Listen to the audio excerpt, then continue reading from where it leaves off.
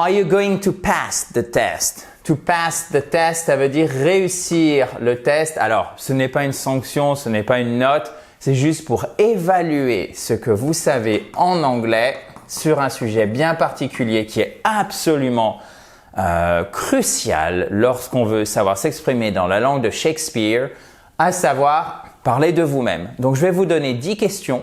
Vous pourriez même noter les 10 questions, mettre pause, faire une phrase de réponse et après regarder ensemble si votre réponse elle est juste par rapport à celle que je vous donne. La première question c'est pardon, how old are you? Quel âge as-tu? Quel âge avez-vous? Ensuite, how do you look like? Littéralement, quelle est ton apparence physique? À quoi ressembles-tu? Ensuite, where are you from? Where do you come from? D'où viens-tu? Ne regardez pas les réponses, bien sûr. Ensuite, what do you do in your free time? Alors, ça va s'afficher pour une raison voilà, que je ne m'explique pas. Ça prend un petit peu plus de temps. So, what do you do in your free time? Qu'est-ce que tu fais quand tu as pendant ton temps libre? What type of music, films, food do you like? Quel type de film, de nourriture, what am I forgetting? De musique aimes-tu? Merci. Do you like traveling? Est-ce que tu aimes, on fait une bonne réponse, est-ce que tu aimes voyager? Vraiment une réponse à l'anglaise, on ne va pas simplement répondre, ne regardez pas s'il vous plaît, yes or no, ok? What countries have you visited? Quel pays as-tu visité? And what and where did you study?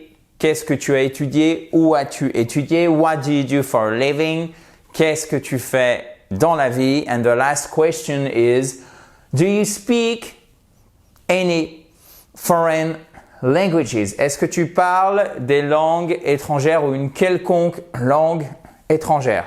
Donc, je vous remets les questions de la slide précédente qui vont s'afficher dans un instant. What do you do in your free time? What type of music, films, food do you like? Do you like traveling? What countries have you visited?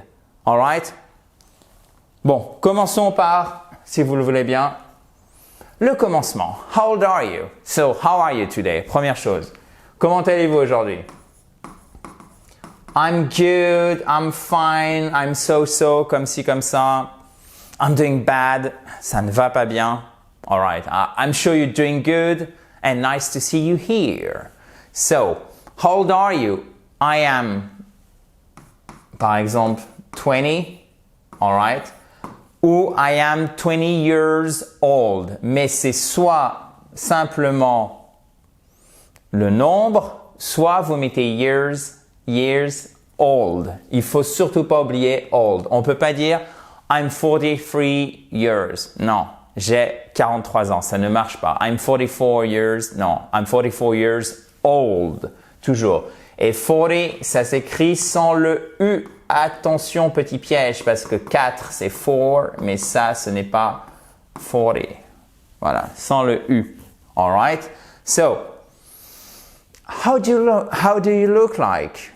How do you look like? On prend une grande inspiration et on répond I'm tall, I'm short, I have long, short, dark, gray, blonde, fair.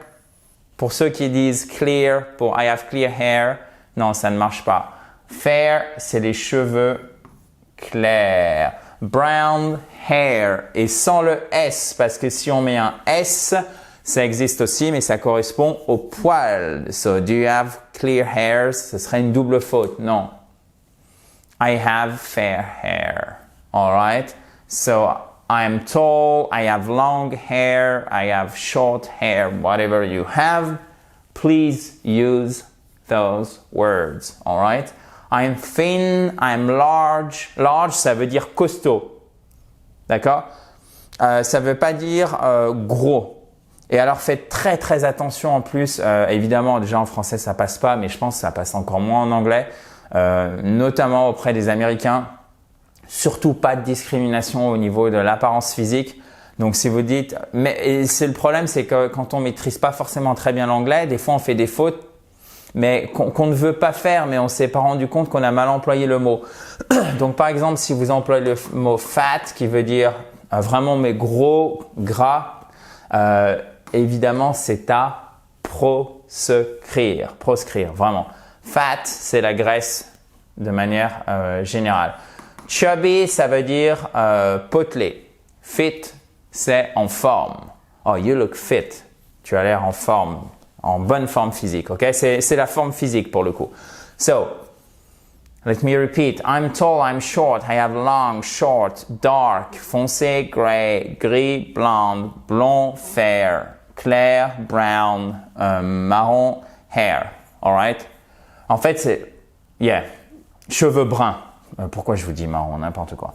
I'm thin, je suis mince, je suis littéralement, mais même fin, hein, thin, large, costaud, chubby, potelé, fit, en bonne forme physique. Alright? Where are you from? Where do you come from? D'où viens-tu? I'm from France. Je viens de France. I'm from Bristol. I come from Bristol. Je viens de Bristol. Alright? Donc, I am from. Bon, ça, c'est facile. Mais vous voyez, ce qui est intéressant, en fait, c'est pas de savoir que chubby, ça veut dire potelé. C'est est-ce que vous avez besoin de savoir dire, par exemple, que fair, c'est les cheveux clairs. Donc, toujours, vous prenez le vocabulaire qui vous intéresse. Et il y a 3 petits points, parce qu'évidemment, il y a une infinité de mots, ou quasiment, pour décrire l'apparence physique. D'accord? What do you do in your free time? Et avant de répondre à cette question, chers amis, vous pouvez télécharger tout ce que vous voyez à l'écran et faire le quiz d'application en cliquant sur le i en haut à droite ou sur le lien qui est juste en dessous dans la description de la vidéo YouTube. Si vous êtes sur mobile et sur tablette notamment, vous ne verrez pas le i en haut à droite. So, in my free time, I like reading, I like doing sports, I like going to the cinema. I also do some voluntary work in an animal shelter. Very, very noble of you. So, in my free time, pendant mon temps libre, I like reading, j'aime la lecture, doing sports, faire du sport. Vous pouvez même aussi dire playing sports, mais par exemple si vous faites un sport collectif. D'accord? Alors j'espère que vous arrivez à lire mon écriture qui est pas top. And going to the, et on dit pas cinéma, mais cinéma. Vous le savez en anglais, c'est pour ça que je vous mets la phonétique. Tout mot qui a 2 syllabes ou plus a une de ces syllabes qui est accentuée. En l'occurrence ici, vous l'avez compris et aussi, je l'espère, entendu, il s'agit de la première, cinéma. Alright? I also do some voluntary work. Je fais aussi du travail, du bénévolat, ok? Du travail volontaire, littéralement, in an animal shelter. Alors la même chose, le refuge pour animaux, c'est pas forcément le vocabulaire dont vous avez besoin, mais il fallait aussi que je vous donne un exemple qui soit précis pour vous montrer que vous pourriez faire exactement la même chose pour vous et donc apprendre le vocabulaire qui fait sens pour vous. Alright? What type of music? Faut que j'arrête de dire alright, vous allez vous énerver au bout d'un moment. Tout le monde dit oui, oui, oui. Alright, no, pardon. What type of music, films, food do you like? Et là, vous pouvez dire I like, I love, mais aussi I'm fond of. C'est vraiment, j'aime beaucoup, j'apprécie énormément to be fond of, okay? I'm fond of electronic music, but I also like hip-hop, funk music. I enjoy, okay? I like, I love, on va un peu plus loin avec I'm fond of. I enjoy action movies, romantic comedies, documentaries, and I have a liking for Italian cuisine and what else? Italian food. All right. So, faut que vous fassiez très attention ici à la prononciation.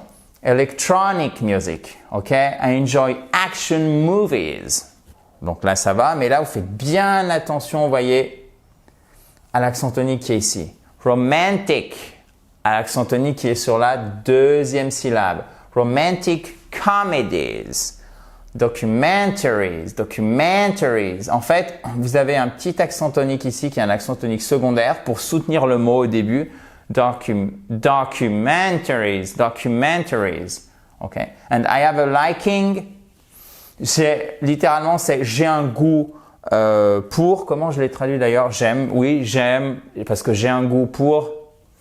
On le comprend en français, mais c'est un peu bizarre quand même. Mais en anglais, ça passe très bien. I enjoy, I am fond of, I have a liking for Italian cuisine, food. Évidemment, je ne voulais pas me limiter à I like, I love. Le but ici, c'est aussi de densifier votre vocabulaire petit à petit. So, do you like traveling? Yes, I do. No, I don't. All right? Désolé, j'étais obligé de faire un all right. Vous reprenez l'auxiliaire pour répondre, même si c'est une réponse courte. Yes, I do. No, I don't. What countries have you visited? Et pourquoi on utilise ici un present perfect, c'est-à-dire l'auxiliaire avoir et un participe passé avec ed. Donc le verbe, il est mis sous forme de participe passé et on a notre auxiliaire avoir conjugué au présent. Ça, c'est notre present perfect. Parce qu'on fait un bilan. Au moment où je vous parle, je vous pose la question, fais-moi un bilan. Quel pays as-tu visité? Oh, I have visited many countries over the years. J'ai visité beaucoup de pays à travers, littéralement, au fil du temps. OK? Over the years. Au fil du temps. Littéralement à travers, en fait, au fil des années, en fait, au fil des années, on va dire. À travers le temps, à travers les années, au fil des années. So, I have visited many countries over the years, au fil des années. I have been to the United States, to India, and I traveled across most countries in the European Union. European. Vous voyez ici, on a notre accent tonique ici. Ce serait dommage si vous êtes un ressortissant de l'Union européenne de ne pas savoir prononcer correctement. European Union. Okay? So, I have been to the United States. I have visited many countries over the years. I've been to India and I traveled across most countries in the European Union. Okay?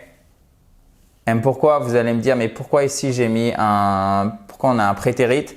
Parce que I travel across most countries in the European Union. Ici, on considère que ça a été fait dans le passé. C'est-à-dire que quand je dis j'ai voyagé, c'est j'ai voyagé là dans le passé, c'est fini. Par contre, quand je fais le bilan, vous voyez, c'est pas la même nuance. J'ai voyagé, je suis allé au Royaume-Uni, je suis allé en Inde en 2007. Donc là, c'est fini. Donc là, en fait, il y a un contexte qui est sous-entendu, c'est-à-dire, bon, j'ai voyagé dans la plupart des pays de l'Union européenne. Voilà, c'est fini. Mais on pourrait dire aussi, I've been to most of the countries in the European Union. You could say that too. Okay? Donc, vous voyez, en fait, il n'y a pas de règle sacrée, c'est le passé ou c'est le present perfect. Ça dépend, en fait, de la nuance que vous voulez exprimer. Est-ce que vous voulez faire un bilan ou est-ce que vous voulez parler? Vous sous-entendez que c'est une action qui est finie dans le passé. À vous de voir. Et après, évidemment, il faut le former correctement grammaticalement. Auxiliaire avoir conjugué au présent. I have, he has, plus le verbe au participe passé. Et si c'est au passé, vous rajoutez ed. Sauf bien sûr si c'est un verbe irrégulier. Par exemple, je suis allé. I went. Et on ne dira pas I goed. Vous voyez ça? Go plus ed, évidemment, ça n'existe pas. Continuons, chers amis, dans la joie et la bonne humeur, comme à notre habitude. Si vous ne l'avez pas fait, n'oubliez pas de télécharger les diapositives et faire le quiz d'application en cliquant sur le i en haut à droite ou sur le lien qui est juste en dessous, notamment si vous êtes sur mobile ou sur tablette. So, what and where did you study? I studied English. I studied engineering. Engineering. Alors lui, il est un peu... il est dangereux au niveau prononciation parce qu'on dira typiquement, on va mettre, nous francophones, souvent l'accent tonique Et vous savez que l'accent tonique, c'est la colonne vertébrale pour bien prononcer, donc vous faire comprendre, mais aussi mieux comprendre, hein, parce que prononciation et compréhension sont les mêmes faces, sont les deux faces d'une même pièce, pardon. Et là, justement, vous avez votre accent tonique très exactement sur le N, le 2E et le R. Engineering. Parce que si vous faites engineering, vous l'entendez, vous le comprenez, vous francophones. Mais je vous jure que pour un anglophone, il va vous regarder comme ça la plupart du temps. Oh, you meant engineering. Yeah, ben c'est bien ce que je viens de dire. Engineering. Non, engineering. Et ça fait toute la différence. OK? So I studied English. I studied, bravo, engineering, sciences, business, medicine at Bristol University, for example. OK? Donc, j'ai étudié l'anglais, j'ai étudié l'ingénierie, les sciences, le commerce, business. On dira business school, c'est une école de commerce, donc oui, le commerce. Medicine, médecine at Bristol University. Et là, c'est medicine, ok? C'est pas médecine, non, medicine. Faites bien attention. Engineering, medicine. So, what do you do for a living? Et alors là, c'est extrêmement important de dire I work as a secretary, ok? Or, j'étais en train de réfléchir en même temps parce qu'il faut absolument aussi que je vous parle du I am, et là aussi il faut l'article. I am a teacher, I work as an engineer, I work as a chiropractor, I work as a bus driver, I am a manager, accent tonique sur la première syllabe. I am a technician, I am a teacher, I work as a chiropractor, as a bus driver, I am, et là vous allez me dire, il n'y a pas d'article, Adrien, tu nous as menti. Non. Ici, ce ne sont pas des noms. Là, c'était un nom. Et community manager, je suis un community manager, on l'a traduit comme community manager, c'est celui qui va animer les réseaux sociaux. Un community manager, ok? Là, c'est un adjectif. Attention, ce n'est pas un nom. I am retired, I am self-employed, I am unemployed. Je suis retraité, je suis à mon compte. Littéralement, je suis moi-même employé, je m'emploie moi-même. Donc, je suis indépendant. Je suis au chômage. I am retired, I am self-employed, I am unemployed. I am unemployed and I am looking for a job. All right? I speak spoken. I work for a large company. I work for a small business. Ok? Je travaille dans une petite entreprise. Je travaille dans une grande entreprise. A large company. I work for Sanofi. I work for